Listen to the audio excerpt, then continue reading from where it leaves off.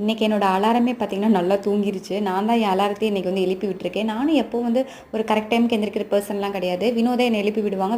அலாரம்லாம் வைக்க மாட்டாங்க. பட் கரெக்டாக இந்த டைம் முழிக்கணும் அப்படின்னு சொன்னால் கரெக்டாக அந்த டைமுக்கு முழிச்சு என்னை எழுப்பி விட்டுருவாங்க. நான் அப்படி நினச்சாலும் முழிக்க மாட்டேன். இன்றைக்கி வந்து நானே வந்து என்னடா ஒரே வெளிச்சமாக இருக்குன்னு அப்படின்னு சொல்லி கண்ணை திறந்து பார்த்தா டைம் பார்த்திங்கன்னா 6:35 ஆயிடுச்சு. செம்ம ஷாக்கு. நல்லா தூங்கிட்டாங்க போல். ஸோ குழம்பு கூட ஏதோ ஒரு அவசர குழம்பு வச்சுக்கலான்னு வச்சுக்கோங்க. பட் அரிசி வந்து 10 நிமிஷமாவது ஊறணும். சரி ஊர்லனாலும் பரவாயில்லன்னு அப்படியே கலைஞ்சு அப்படியே சாப்பாடு வச்சு டக்குன்னு கத்திரிக்காய் உருளைக்கிழங்கு கட் பண்ணி கொடுக்க அப்படியே வந்து கடையில் மாதிரி பண்ணிட்டேன். அத்தை வந்து பார்த்திங்கன்னா கொள்ளு சட்னி கொடுத்துருந்தாங்க. ஸோ நேற்று வச்சு ரசம் இருந்துச்சு, அப்புறம் தயிர் இருந்துச்சு. ஸோ அப்படியே பிரேக்ஃபாஸ்ட்டுக்கு லஞ்சுக்கு ஓட்டிட வேண்டியதான். நானும் பார்த்து சமையல் பண்ணுறப்ப டேஸ்ட் சுமாராக தான் இருக்கும். பட் டைம் ஆச்சுன்னா அரிபரியாக பண்ணுறப்ப பார்த்திங்கன்னா அவ்வளோ டேஸ்ட்டாக இருக்கும். சரி நேற்று போட்ட சாங்க கரெக்டாக சக்தி gold, Kanmani, Harini Sai, காலிப் Veera, Sasi, Karthik, the prince, Saswanth இவங்கெல்லாம் வந்து கரெக்டாக சொல்லியிருந்தாங்க. எல்லாருக்கும் ஹாய். இன்றைக்கி சாங் என்னென்னா வந்து தாகம் என்கிறேன் நீராய் வருகிறாய், சோகம் என்கிறேன் தாயாய் வருகிறாய்.